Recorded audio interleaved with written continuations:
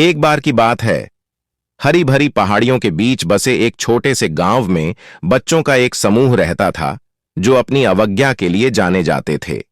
उनके माता पिता, जो मेहनती किसान और कारीगर थे, अक्सर उनके अनियंत्रित व्यवहार पर लगाम लगाने के लिए संघर्ष करते थे। इन बच्चों में टॉम नाम का एक लड़का भी था। टॉम अपनी अवज्ञा के लिए कुख्यात था।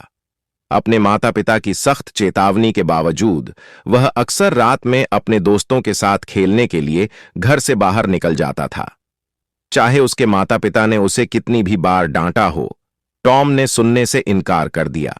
एक दिन गांव में भयंकर तूफान आया। हवाएं जोर से गरजीं और मूसलाधार बारिश हुई। टॉम के माता पिता ने उसे घर के अंदर रहने और उनके घर को सुरक्षित करने में मदद करने की चेतावनी दी, लेकिन उसने उनकी दलीलों को नजरअंदाज कर दिया। इसके बजाय वह तूफान में अपने दोस्तों के साथ खेलने के लिए चुपचाप निकल गया। जैसे ही बच्चे बारिश में हंसते खेलते थे, आपदा आ गई। बिजली का एक झटका पास के एक पेड़ पर गिरा, जिससे पेड़ उनकी ओर गिर गया।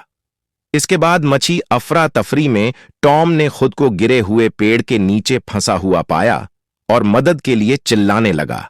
उसकी चीख पुकार सुनकर ग्रामीण घटनास्थल पर पहुंचे और टॉम को मलबे से मुक्त कराया।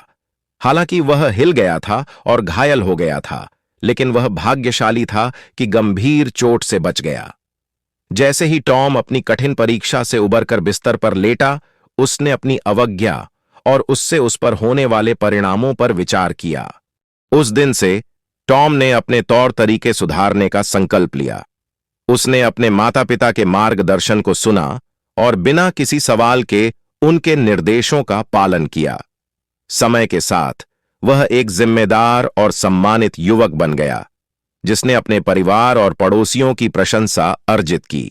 टॉम की कहानी एक अनुस्मारक के रूप में कार्य करती है कि अवज्ञा अक्सर परेशानी का कारण बनती है और केवल आज्ञाकारिता और विनम्रता के माध्यम से ही कोई व्यक्ति सच्ची खुशी और संतुष्टि पा सकता है।